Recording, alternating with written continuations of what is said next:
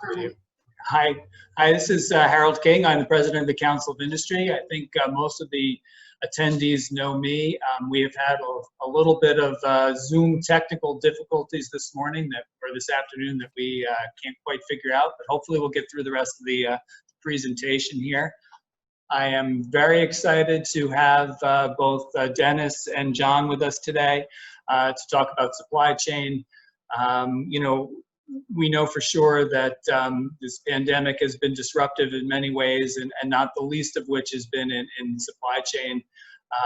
Getting the parts you need, getting you the not just the parts for your equipment and your product, but everything from even on a personal level for things like toilet paper, for sure. So we were fortunate enough to meet Dennis a few months ago. Clarkson has a great program, and he agreed to do this presentation, and since then had met John as well, and he agreed to be a part of this too. So I'm going to introduce Dennis now, and then he'll take over here. Forgive me for reading a little bit, but I wanted to make sure that we got this all out for you.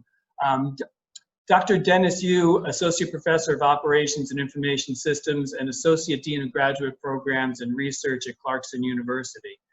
Clarkson is a nationally recognized research university with their globally oriented faculty, pursue interdisciplinary research focused on rapidly solving real-world problems for a better future. Areas of research include data analytics, STEM and entrepreneurial education, healthy world solutions, the next generation of advanced materials, and of course, supply chain. Clarkson's external network engages 380 active partners in industry, government, agencies, chambers of commerce, and research organizations, including now the Council of Industry itself. So without further ado, let me turn it over to Dennis to talk about some of the strategies for dealing with supply chain disruption and those challenges. Oh, I'm sorry, before you go, Dennis, just one quick thing for the Q&A piece of this, I'm sorry. You can either use the question and answer function on the Zoom at the bottom, folks, or you can use the chat feature, and John, Dennis, myself, and Johnny Ann will be looking at it as well, just to moderate those questions. We certainly want to answer the questions that you have while you have these experts here. And let me also add that this is being recorded, and we hope to post it on our website for future use as well. Thanks, Dennis. Sorry. Okay. Thank you, Harold. Thank you for the introduction. Hello, everybody. Good afternoon. And I'm Dennis Yu from Clarkson University. It's a great pleasure for me, actually, to have this opportunity to share some idea with you about dealing with supply chain disruptions. Just a little things added to what actually Harold just introduced about Clarkson. So our supply chain program is ranked the top 20 supply chain programs nationwide by US News and World Report. So we have a complete offering of supply chain degrees, including undergrad degrees, graduate degrees, and also we have a summer executive supply chain management seminar on campus. Though, for this year, due to the COVID-19 pandemic, we are not able to host it on campus, but we have been doing this for the past 16 years. That's additional information about our supply chain program. My research area is in operations management and supply chain management. So currently I also serve as Associate Dean of Graduate Program at the Risk School of Business. All right, so by the way, if anyone has questions, you can do the Q&A, and I may regularly check the Q&A area to see if there is any questions, and I would like to pick up the question during my presentation, so make it like not like a one-way street. All right, so quickly, the outline of my talk today basically includes examples of supply chain disruptions in the past 2 years. I mean, including the COVID-19 pandemic, and also I will talk about, the general concept related to supply chain risk and also the supply chain vulnerability because of the risk. Meanwhile, to deal with supply chain disruptions, there are two typical strategies we actually talk about, and which were mentioned a lot in the supply chain management area, which are mitigation strategies and the contingency planning. Ultimate goal actually for us is to build a resilient supply chain. So I will talk a little bit about emerging trends, and during my talk, I will actually relate the concept.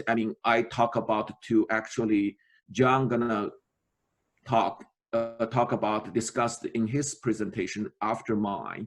So he will actually provide a lot of practical experience from a shipping company's perspective. So particularly related to logistics aspect of supply chain. All right, so I know it's a very difficult time at this point for everybody, and especially for the ones in industry related to supply chain.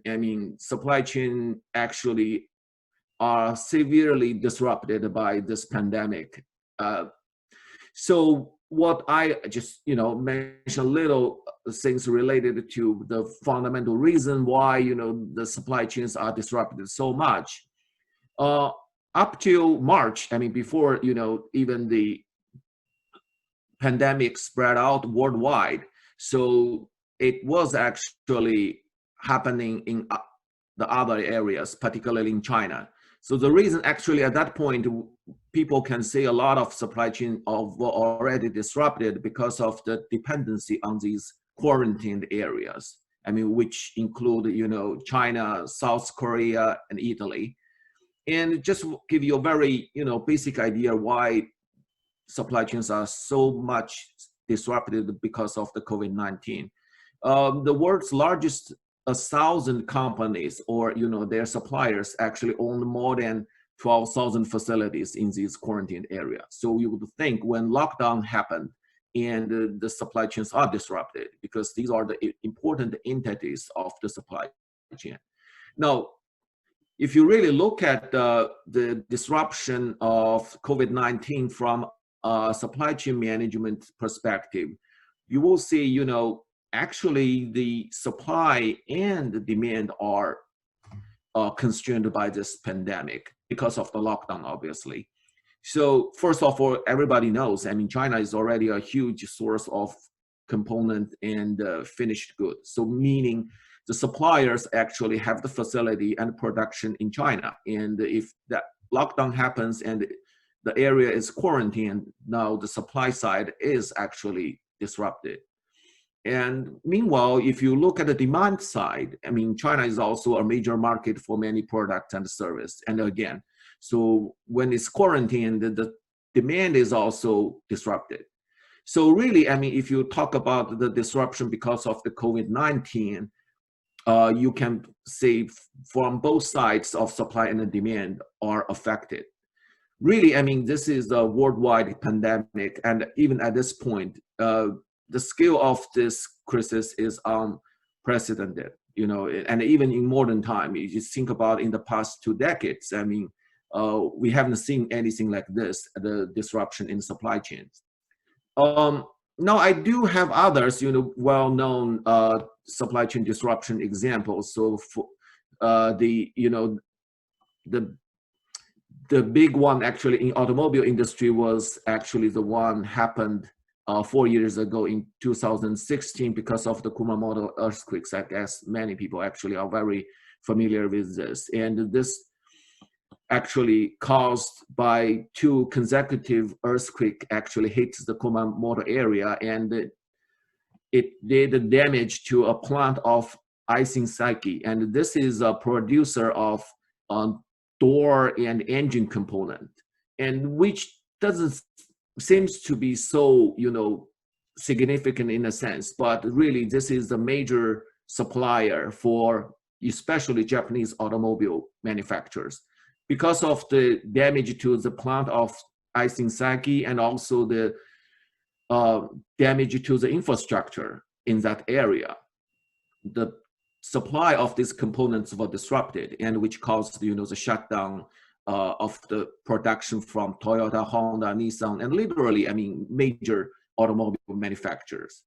So what I'm trying to say is, if you really look at the causes of supply chain disruptions, so because of the COVID-19, I will start with pandemic, and then you see actually the disruption can be caused by natural disaster. That's actually contributed a lot to the past few years for the supply chain disruptions.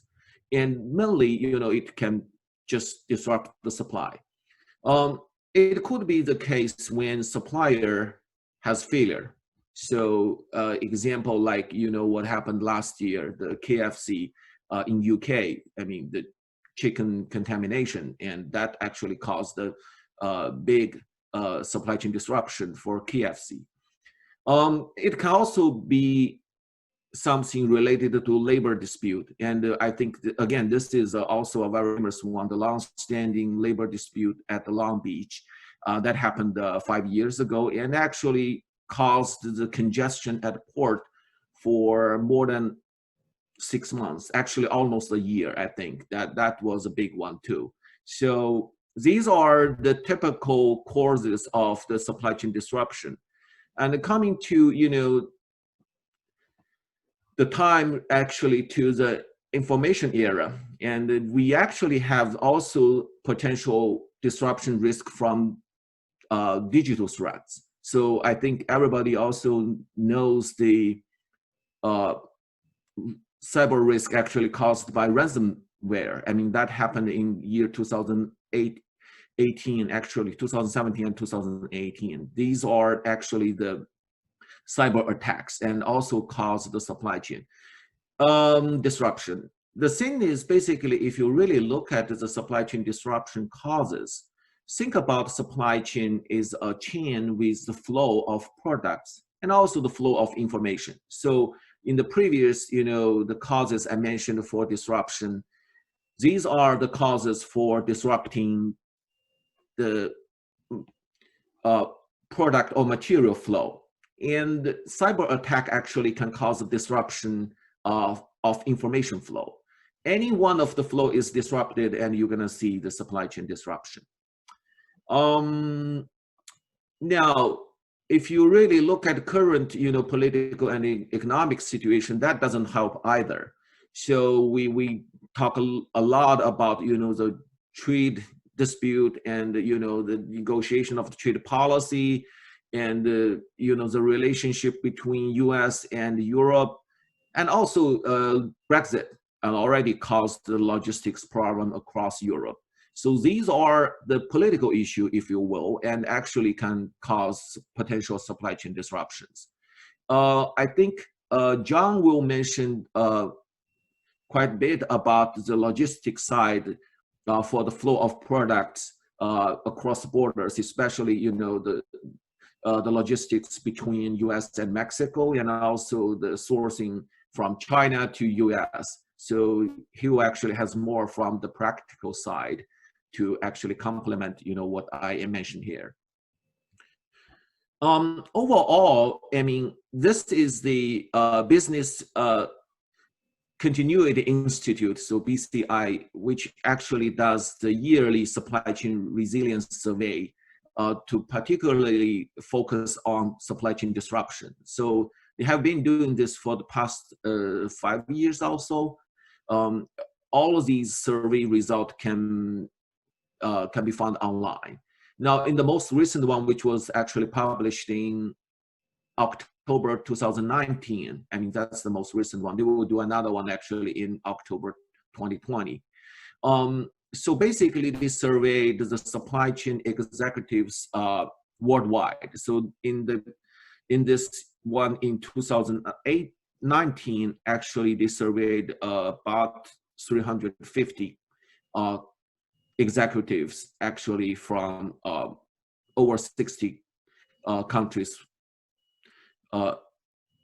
Basically, they provide a result to say, how often supply chain disruption happened. And in the year 2019, these companies, most of them actually experience at least one significant supply chain disruption.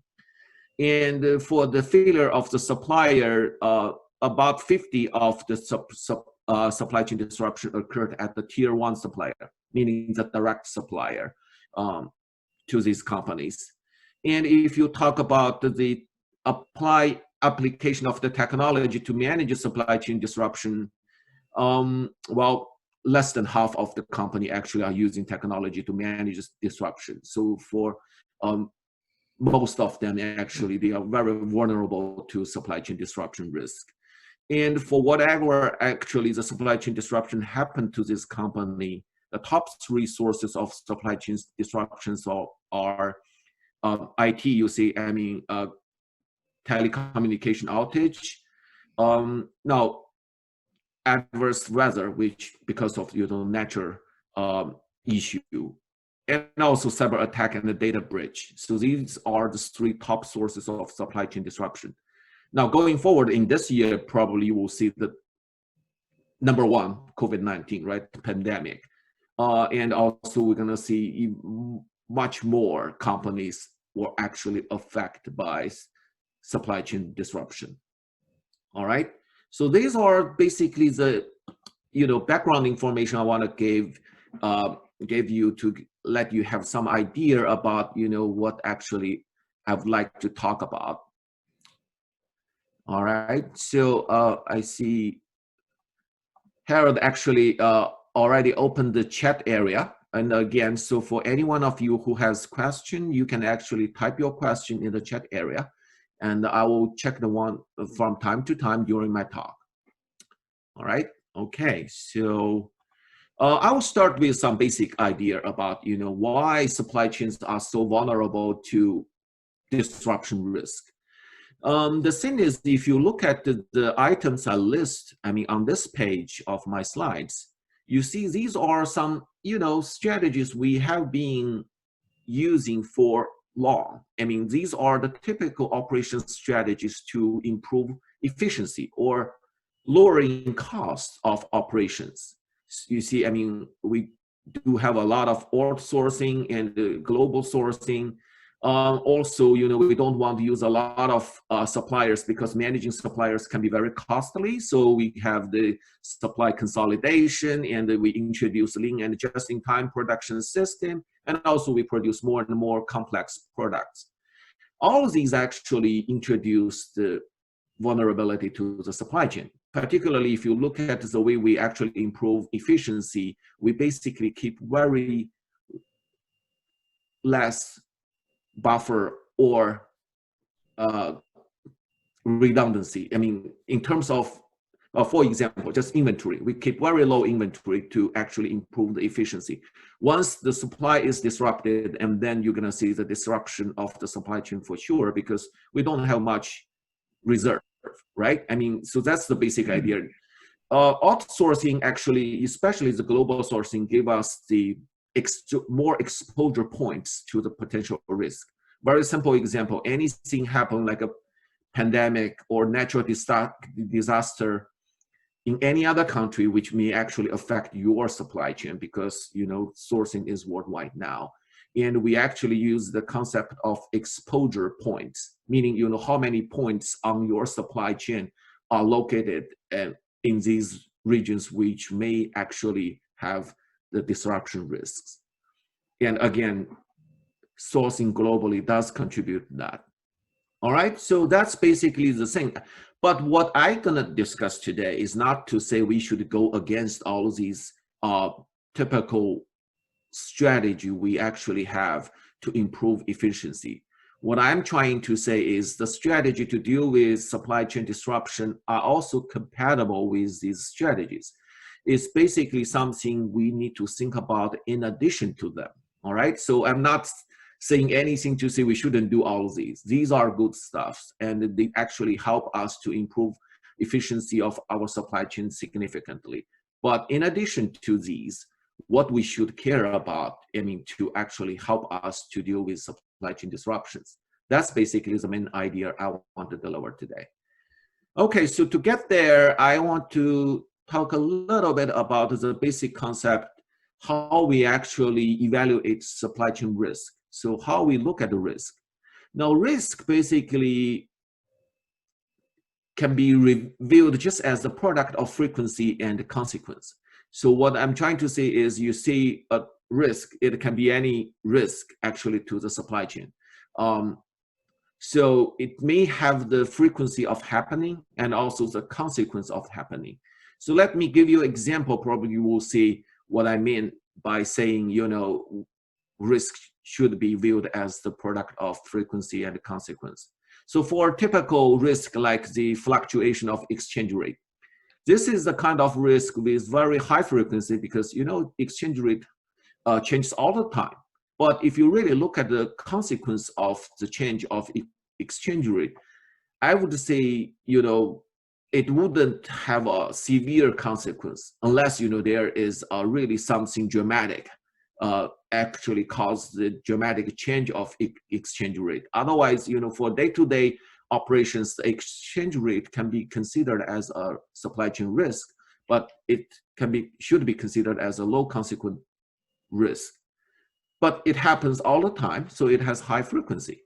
On the other hand, if you really look at the risk, which can cause this supply chain disruption, like sinking of a cargo ship. The unfortunate side of sinking a cargo ship is basically you have your supply on that ship. And then it may cause the disruption of your supply chain.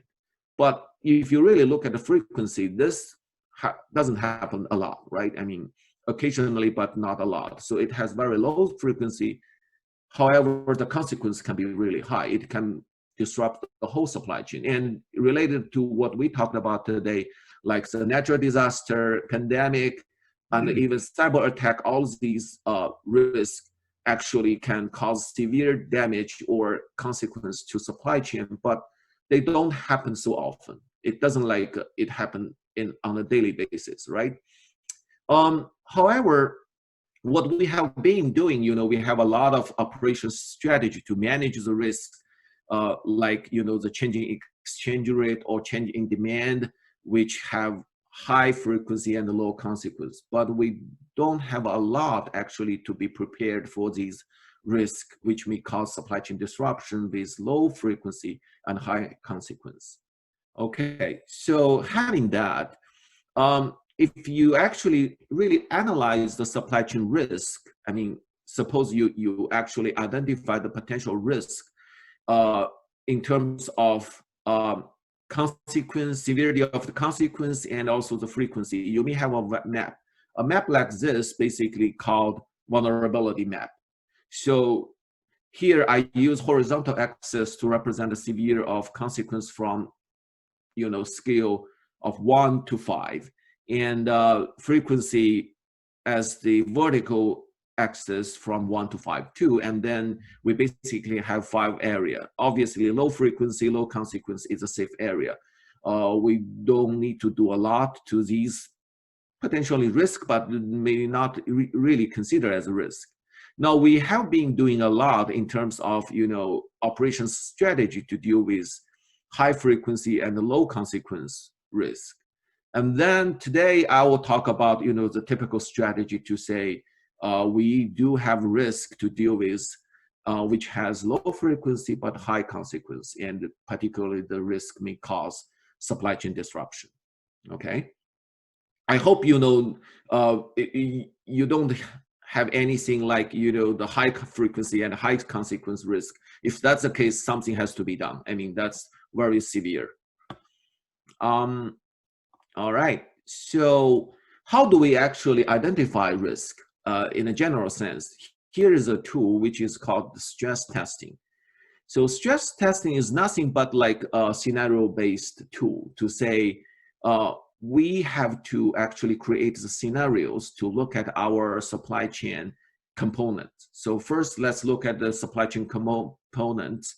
It can be from supplier, customer, production facility or distribution facility, and even logistics routes. And then if you really look at all of these entities around the supply chain, we may say, the amount of inventory, for example. to represent the available material, working process, or even the finished products. So the stress testing basically is to say what kind of risk can take away or disrupt any one of these entities. All right. So if you really look at the locations and also the potential supply of these, material or even the components, and you're gonna say if there is a risk to disrupt the supply, then you identify the risk.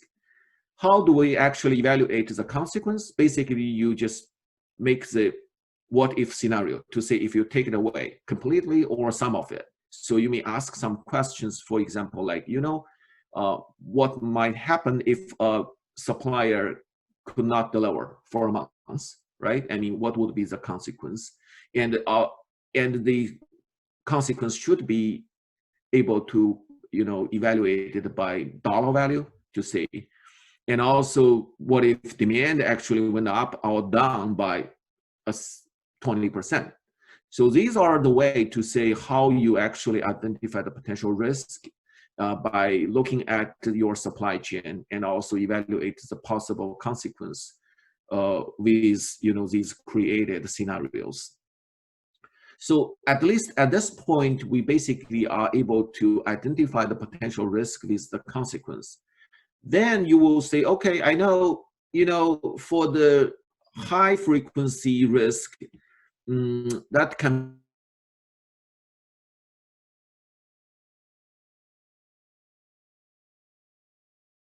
a natural disaster or some other, disruption of the facility. It's hard actually to evaluate the frequency. I mean, that's true. Actually, that's actually a hard part of evaluating supply chain risk. So what I want to discuss is there are potential tools which may be used, and depending on how much you use at your companies. So for natural disaster, USGS survey does provide the historical data for earthquake and hurricanes and floods. I mean, can be actually found. FEMA actually provide quite a bit data about history about the floods in certain region. So these are the potential sources for anyone who want to actually look for the frequency of the potential risk. Now there are some, modern tools actually which can be called, the business information provider. So like the DNB, Dun & Bradstreet. I know many companies are actually using it. This is the company to provide their evaluation of the companies based on their financial situation, also where they are, and for example, the political issue also related to the area where these companies are located. So they use this information to actually classify the suppliers or the companies, if you will. You can use their classification, and obviously the information from DNB is not free, so it's a service based on subscription. They do provide potential companies worldwide, and with this information, you are able to actually predict the potential risk if you use the company as your supplier.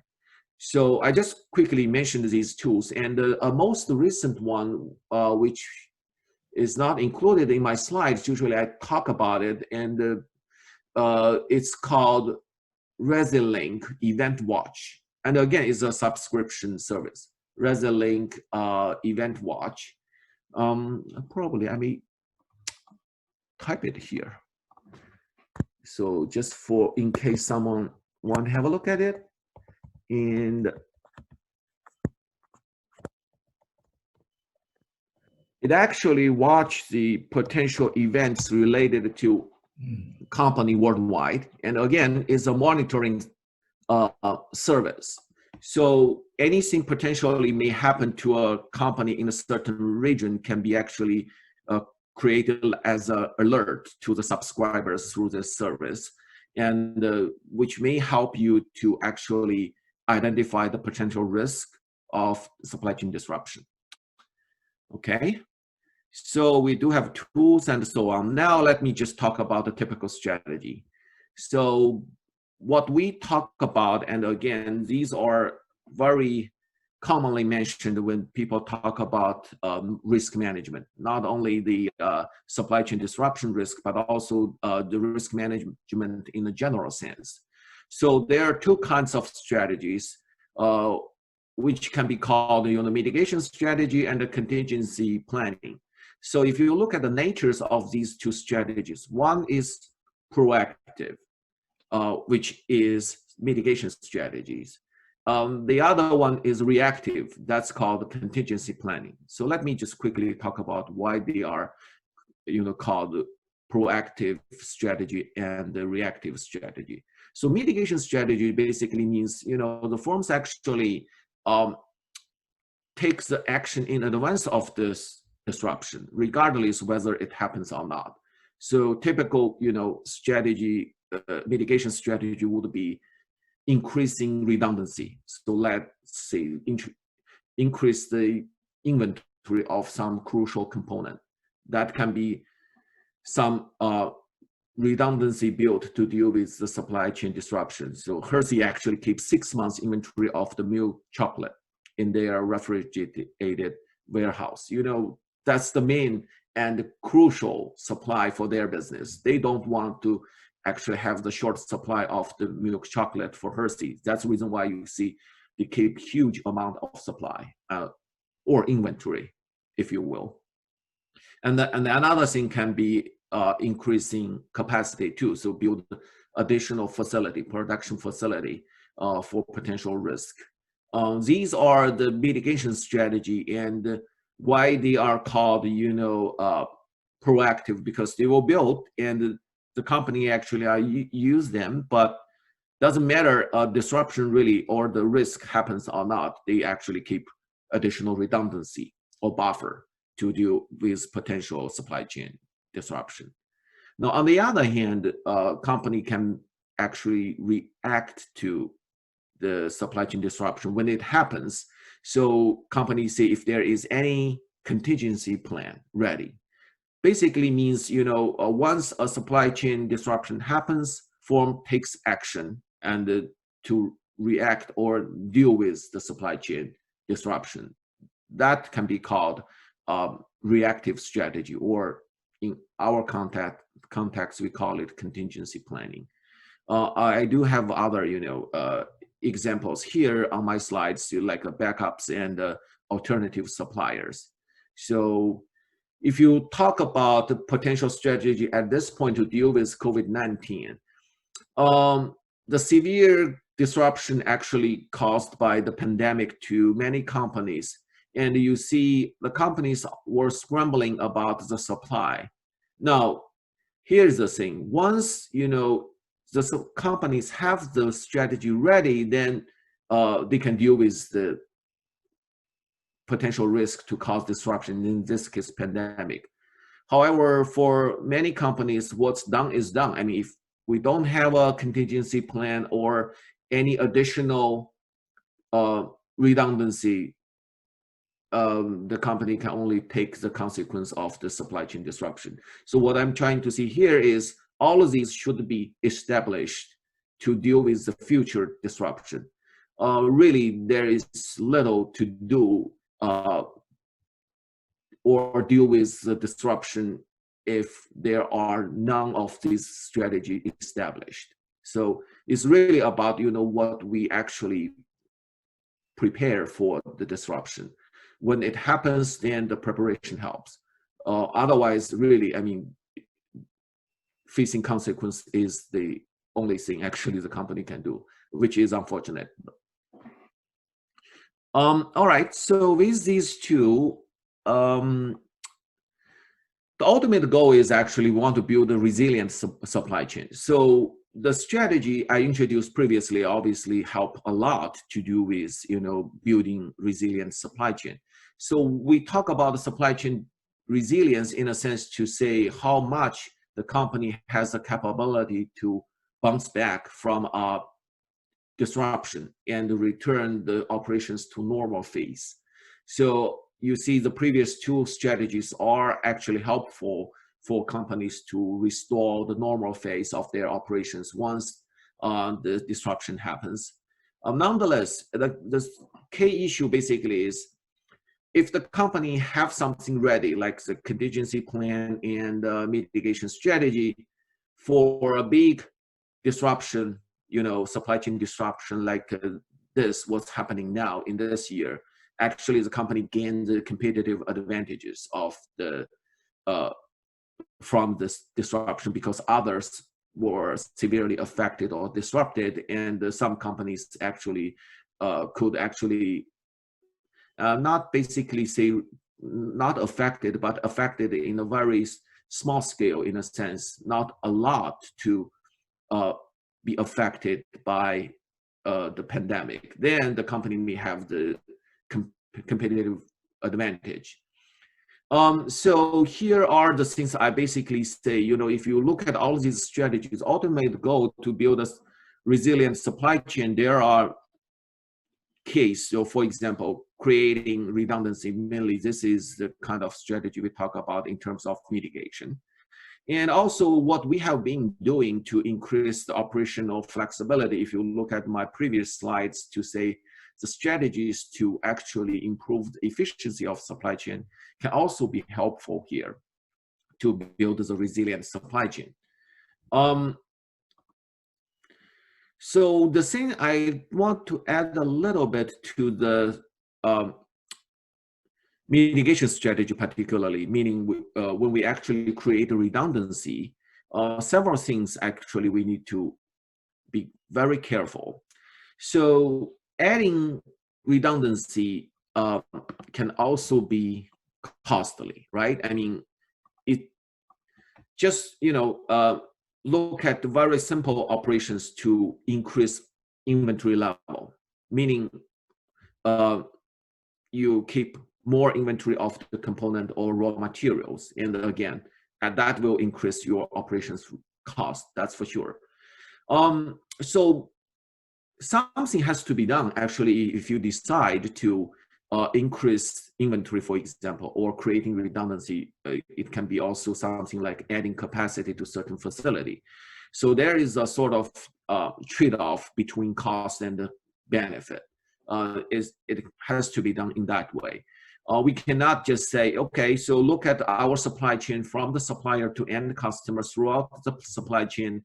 We survey all of the facilities and the entities. We just decide to increase the inventory of everything. That's gonna actually, yes, one thing to say, oh, we have a lot of redundancy ready to mitigate the strategy, as our mitigation to deal with supply chain disruptions. On the other hand, that's gonna be a big cost to the company. And that may be something you don't want. So what I'm trying to say here is basically you're gonna look at the components of material to see what are essential to the business. And these are the things actually we should be very careful. So let's say for some materials, I mean, many supply chain managers will say, you see, I mean, look at this word. There are only a few companies who are able to supply us. And really the suppliers are limited. You are talking about, diversifying your suppliers, but really it's not a lot to do. I mean, if you really want to diversify, because the potential number of suppliers is very limited. So what do you do with this kind of supply if you don't want your supplier or the disruption from our supplier? Now here, that basically comes the way to say you get to deal with it by creating redundancy. On the other hand, if there is a way to find alternative supplier, probably you don't need to build a lot of redundancy, because you can use the contingency plan to see you use multiple supplier, and you, for your day-to-day operations or productions, you have major ones. And then just in case, and you may have somebody ready to say as your alternative if your major supplier is disrupted. So let me give you an actual example. we have a very, close connection to Stanley Black and Decker. So that's company of the tools. And what they are doing now to deal with the supply risk is to implement the so-called 2+1 strategy. Basically, what they are saying is, they look at all the suppliers. They don't want to use single supply or single sourcing. So for anything, and especially important raw material or component, they need at least your supplier. In addition to that, that means two, right? I mean, 2+1. One means in addition to the two they want to use as the suppliers, they actually certify one more as the contingency planning. So for this typical strategy, they call it 2+1. You can say they actually implement the concept from both mitigation strategy and the contingency planning. That's the way how they manage the supply at their company, and which certainly helps a lot to actually decrease the risk of supply chain disruption. So what I'm trying to see here is basically, first, you cannot just say building redundancy or implement mitigation to everything, right? I mean, one size doesn't fit all. You got to identify what's essential, what's important to your business, and to say if it worth building redundancy. Remember, that's a cost. And also, if you really look at the strategy here, mitigation is one thing, and help the company to fund the contingency planning is another. And you can actually have a good combination between two, okay? Now, I think this is my last point I want to mention, basically is about the general concept about evaluating these strategies. So I talk about the cost and benefit trade-off for mitigation strategy, right? And also the potential strategy to increase the operational flexibility. The thing is, for example, if you want to build additional facility to actually use it as mitigation or even contingency facility to actually reduce the potential risk of the supply chain disruption. Now, usually what we do, we can actually evaluate the way actually the cost to build this and to see what's the benefit of adding one facility. And one thing I want to mention here is we can add one more dimension to this. So when you build the facility, you can see what it does to your business, and that's the benefit and what's the cost of the building the facility. However, when we actually talk about the risk of supply chain disruption, that's actually another dimension. If this facility can be used to deal with the supply chain disruption risk, that actually creates value. So how do we actually value this, strategy by adding one more dimension?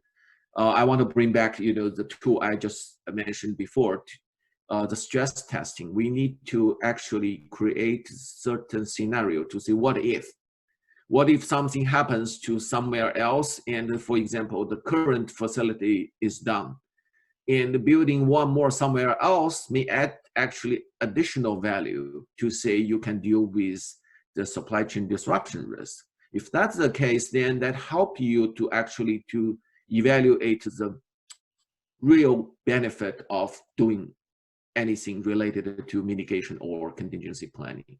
So I hope that may help you to think a little bit more when you actually justify any strategy or adding facility building redundancy. There is something you need to consider along the dimension to deal with supply chain disruption. And that actually help you to basically make the trade-off between cost and the benefit. All right, I think that's pretty much I want to cover so quickly. I do have a slide to see the takeaways, but basically that's just reiterate, what I just talked about. Now, one thing, about emerging trends, obviously we have to deal with supply chain disruption. As I mentioned, the sources or the causes of supply chain disruption. They are everywhere, and they are happening out there, and we are seeing one at this point, right? So right now, one thing I particularly want to mention is the visibility, because John gonna talk about visibility in his presentation, and this is a battleground actually for supply chain competitive advantages. So companies got to be very careful to say how much visibility you have for your supply chain. And we do have tools, as I just mentioned in the chat area. I just say the ResaLink Event Watch can be a tool to help you to actually evaluate the supply chain disruption risk, as well as monitoring your supply chain to actually increase the visibility. I will stop here, okay? So that's all I want to talk about. That's terrific. Dennis, thank you so much. That was very informative, lots to digest there, lots of good thoughts. I'm probably going to prevail upon you to maybe write something for our newsletter if I can, because I think there's some really good information there. We'll talk offline about that. So if you have questions percolating for Dennis, please use the chat. You certainly can come back to me as well. But now let me introduce John Mead. So we've kind of going from the strategic to the tactical here a little bit. John is a VP at Totalogistix. Totalogistix is a full-service private corporation headquartered in Sparta, New Jersey. In 1991, they helped define the third-party logistics industry. And today they provide a wide range of transportation and supply chain management services to manufacturers, retailers, and distributors all over North America. I've only known John for a few weeks, but he's already been a great resource for us, and we appreciate him coming on here to talk a little bit about some of the nuts and bolts of this process, and what is actually happening on the ground, dealing with some of these disruptions and some things you can do to help your company out. So without further ado, John Mead. Thanks very much, Harold. Appreciate it. And thanks to Johnny Ann, and a special thanks to Dennis as well for allowing me to join the presentation today. Is everyone seeing my screen here? Not yet. Yeah. Not sure we made you a screen share yet. Let me know when you have that covered. Give us 2 seconds. Okay. But in the while we're getting the screen up, so we are a supply chain management consulting firm. We're based here in Sparta, New Jersey. We have clients all over the U.S. with locations all over the globe. So we are supporting global transportation, as most every logistics company needs to these days, because it doesn't matter how big or small you are. The supply chains are typically very long and require global support for each and every company. Any luck there?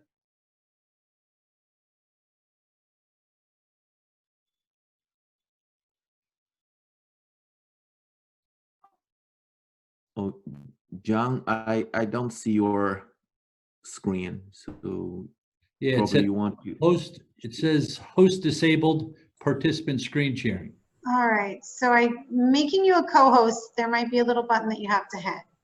Okay. Tell me if you see that. It says that you are a co-host. There, I think I did get the share. All right. Yes. Beautiful. Fantastic. All right. Well, thank you all once again for inviting Totalogistix to this discussion. I certainly learned a lot in the first portion of this from Dennis. Thank you very much. And as discussed, we're going to touch on some practical situations that we see frequently and that we deal with and help supporting our customer base. So again, this is designed to be pretty interactive. If you do have questions, comments, please send those in. I will react to them as we go through the presentation.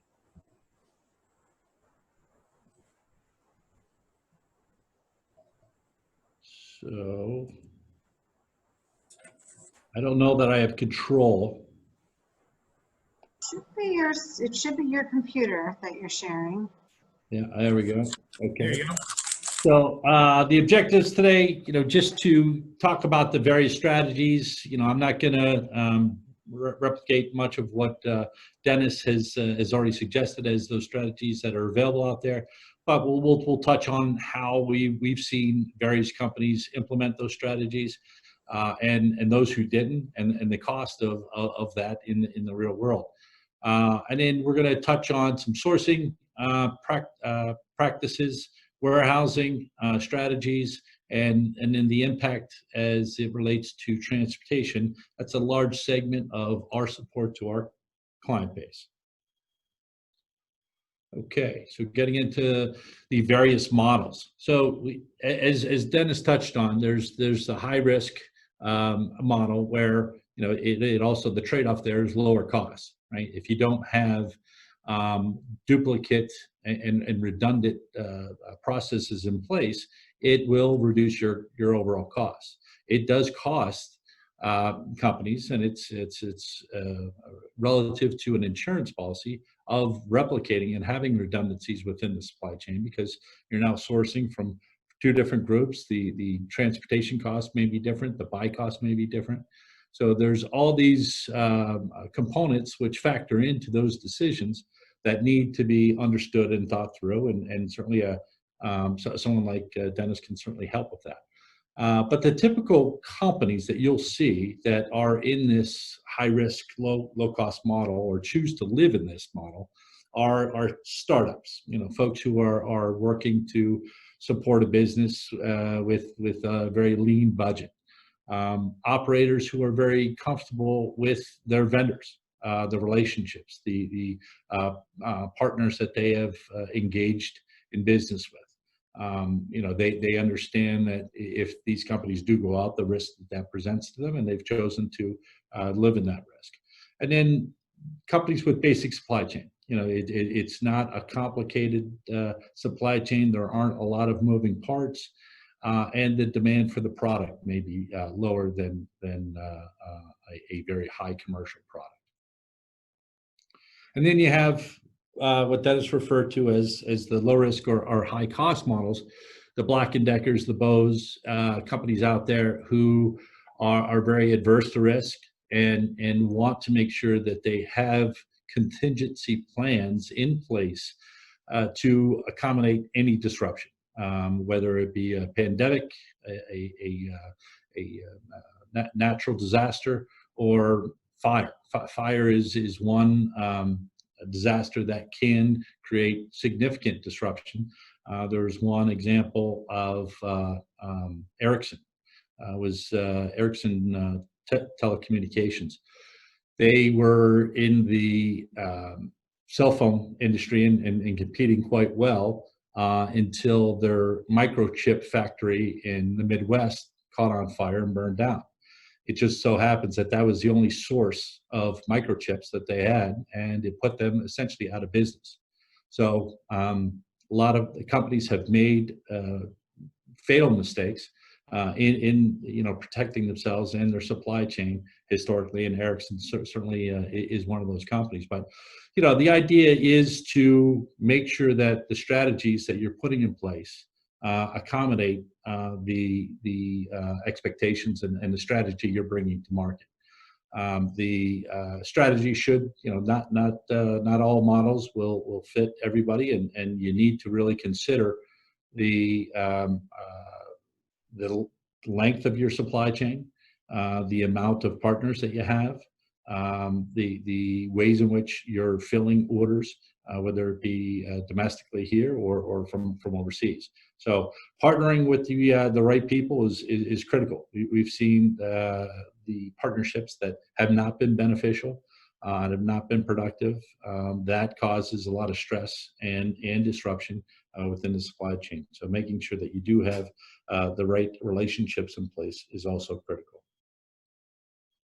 So the areas of focus, we're going to cover, sourcing in the sense that we want to make sure that, where you do source, you're sourcing on two considerations primarily. I mean, there's a long list of considerations that Dennis could go over with you, but the two primary are, who you're sourcing with and their capabilities, and certainly doing your homework. You know, the D&B research, the capabilities and their contingency and redundancy planning.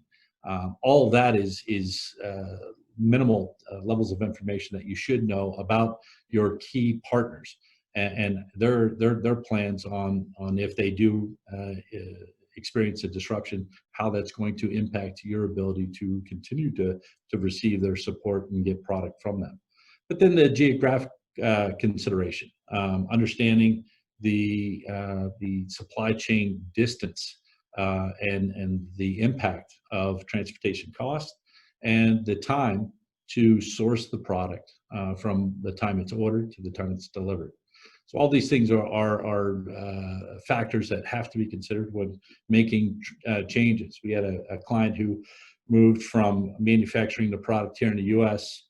to China, and found it very difficult in the first year and a half to meet client expectations and fill orders in a proper time frame. They've since transitioned to have both locate manufacturing locations in China and now in Mexico, which has eased that stress level and has made it easier for them to continue to hit their expected fill rates. But that's just part of those decision processes and things that need to be considered in the overall mix. And warehousing. So warehousing is a big part of servicing your customer base.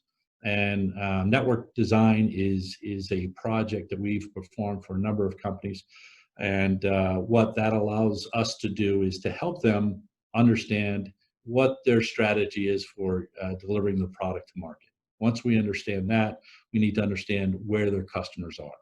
And then we can start to bring some relevant information to them as far as, okay, here's where you should position your distribution centers in order to achieve that strategic game plan for getting your product to market.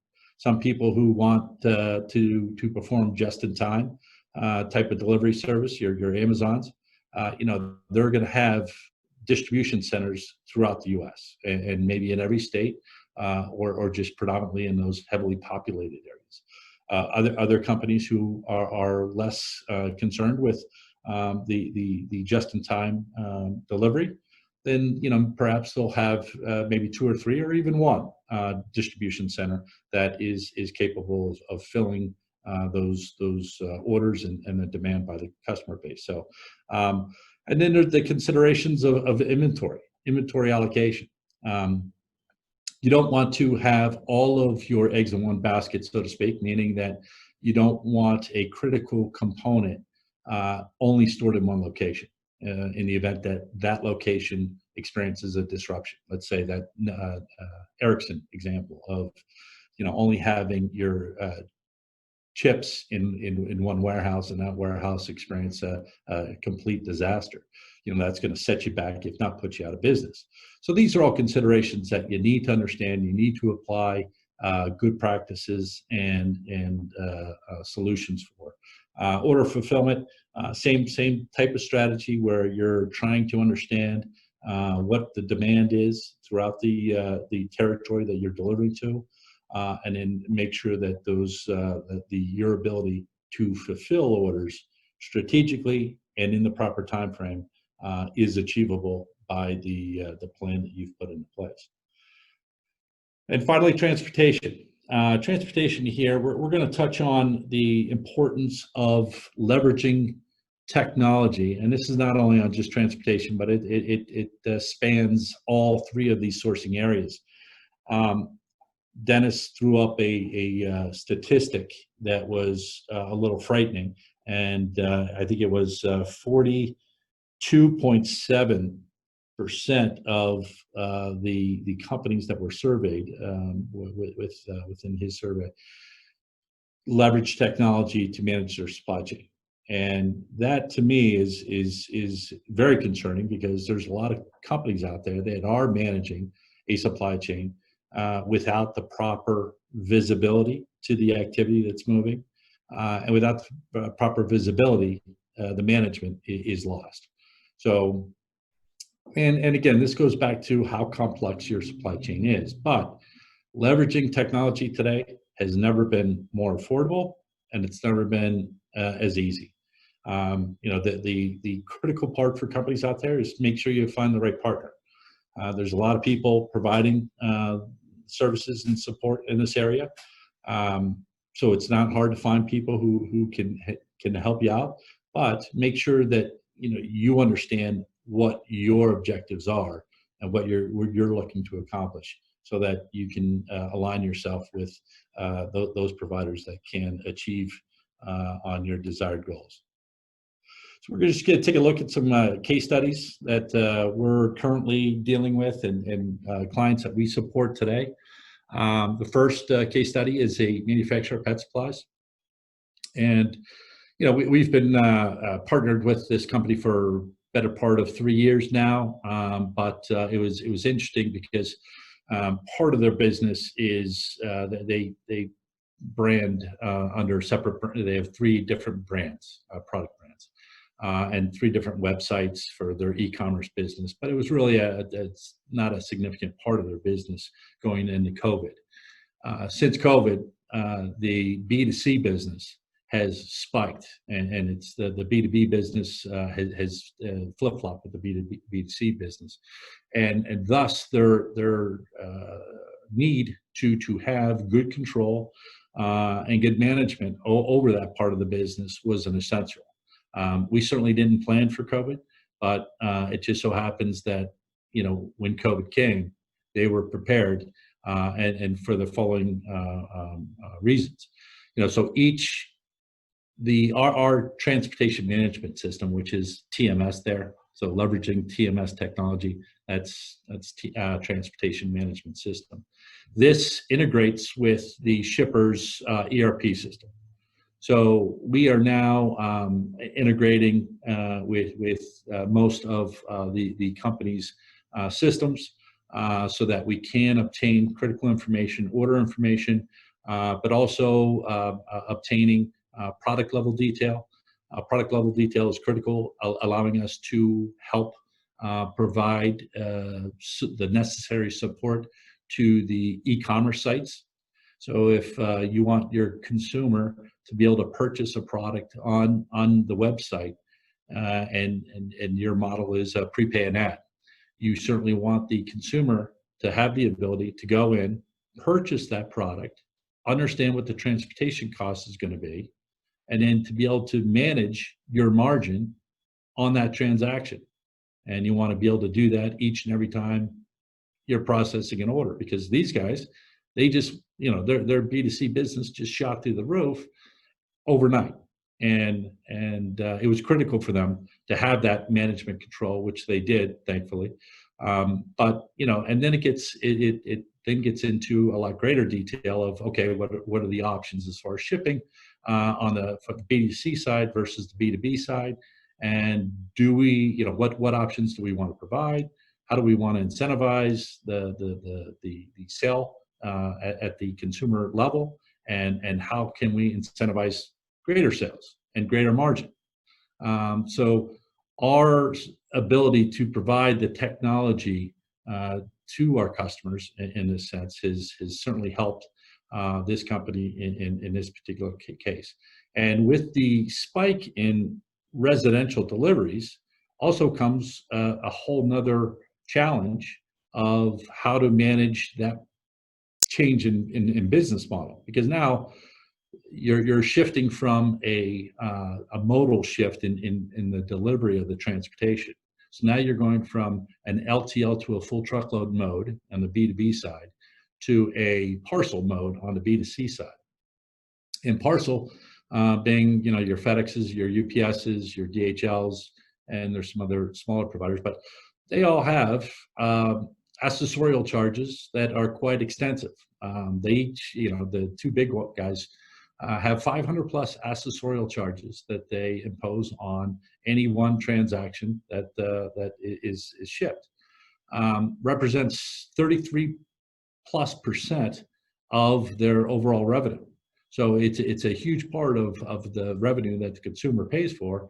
And residential deliveries is a very significant charge. I don't know what it is today, but I believe it's in that $15 range per transaction.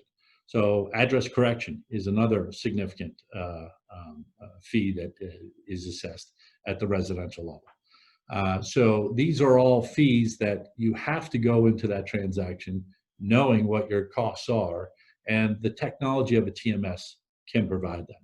It can provide that upfront so that before the transaction is executed, you understand what the total cost will be, and you can, with your consumer, manage that transaction effectively on both sides of the fence. So it's, again, it's shocking at how few companies are leveraging technology today, but the advantages are, you can't argue with them. They're just too plentiful. Case study number 2, manufacturer of industrial extrusion and blow molding systems. Here again, we had a customer who was already engaged in our IBVP, which stands for Inbound Vendor Portal, which is a module of our TMS. And during COVID, it became one of their most valuable tools to leverage the inbound management of their raw material. So now they as soon as COVID hit, they were limited on the folks that were able to come into the office for the first couple of weeks. They were deemed essential, so they were able to open up to a certain extent. But the ability to continue to manage that inbound volume was uninterrupted because of their ability to manage this remotely.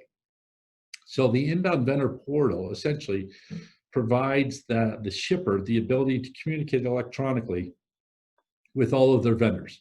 They can communicate documents such as packing lists, bills of lading, specific customized labeling, which is critical for when you receive the product from your vendor. You can already have customized labeling that will allow you to put away that much more efficiently within your own warehouse inventory. So it saves time, effort, money on all levels, and is very, very efficient way to bring that product in. It provides visibility to the key stakeholders. So the guys on the production line, they will have visibility to the raw material coming into the warehouse that is going to hit the production line.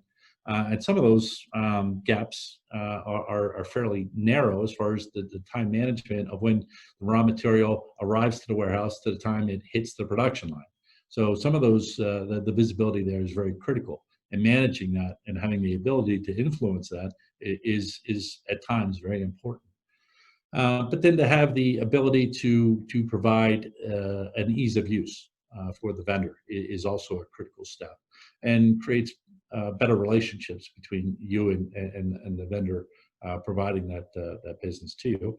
But also, gives you the ability to control the cost, because you're dictating what carrier that vendor will use to move that shipment, and thus giving you the ability to control those costs as they come in. The secondary value for this client was the finished product that they have, these blow molding machines, these industrial extrusion machines.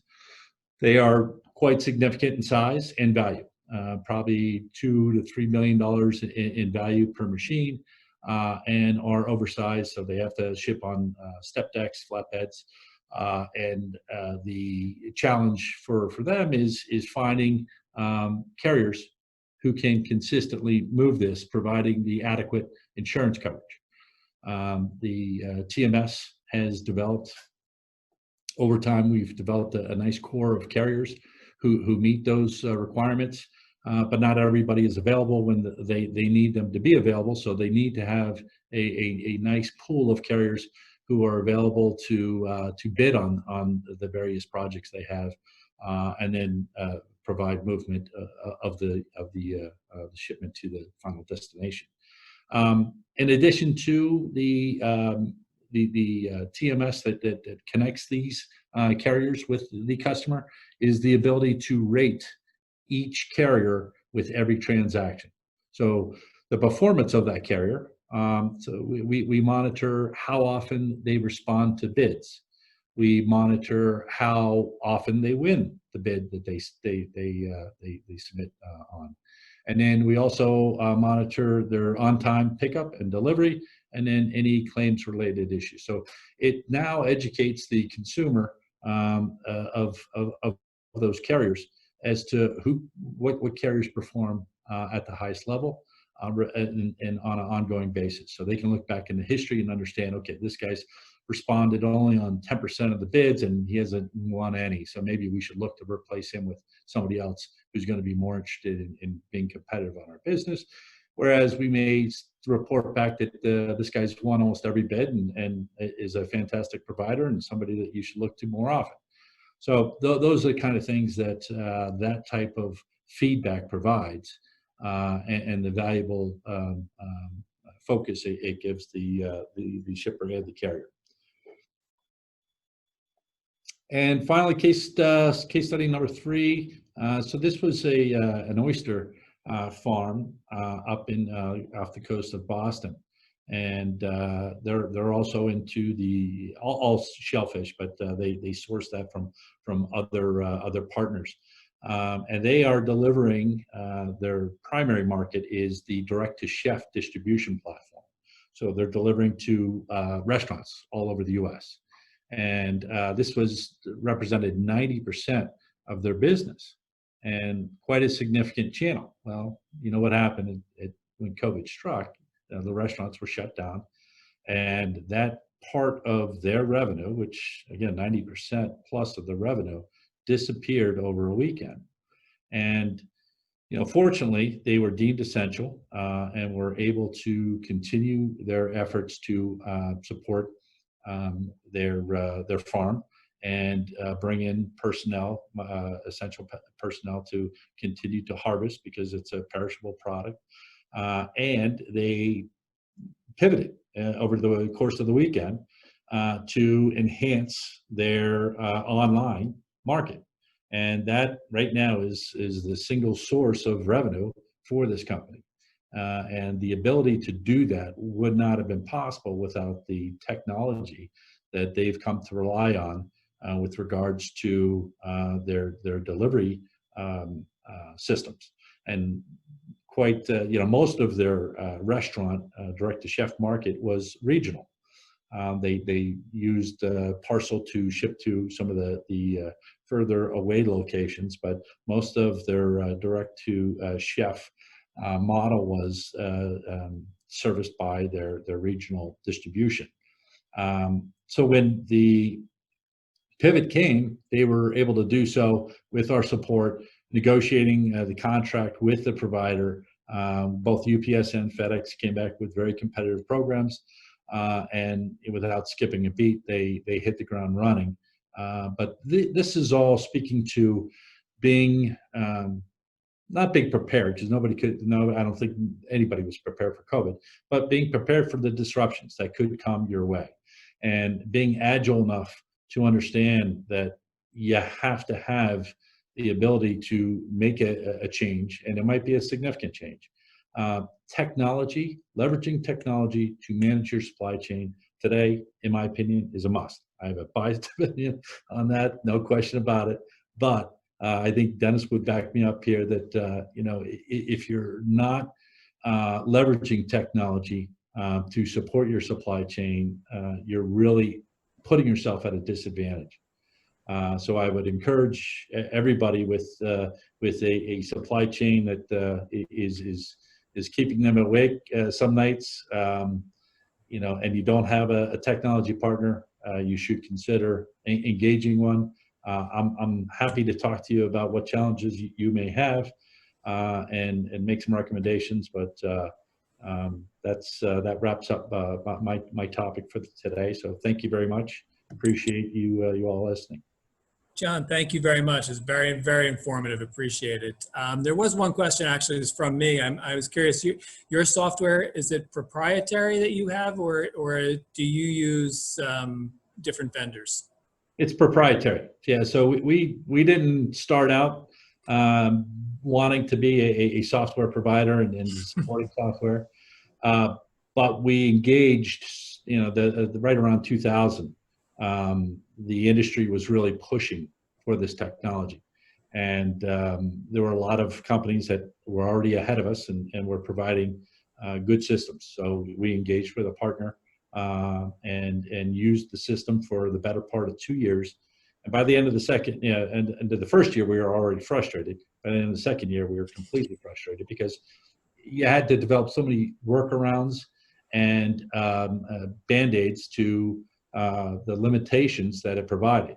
So we developed the system. It's completely customizable. And, that's, I think, a strength and a weakness. But to me, today, it's a huge strength because we come up against these services that they offer a box solution. And that box is going to have limitations. At some point, you're going to hit a sidewall that you can't get out of, and you have to develop workarounds. We accommodate our clients with customized solutions.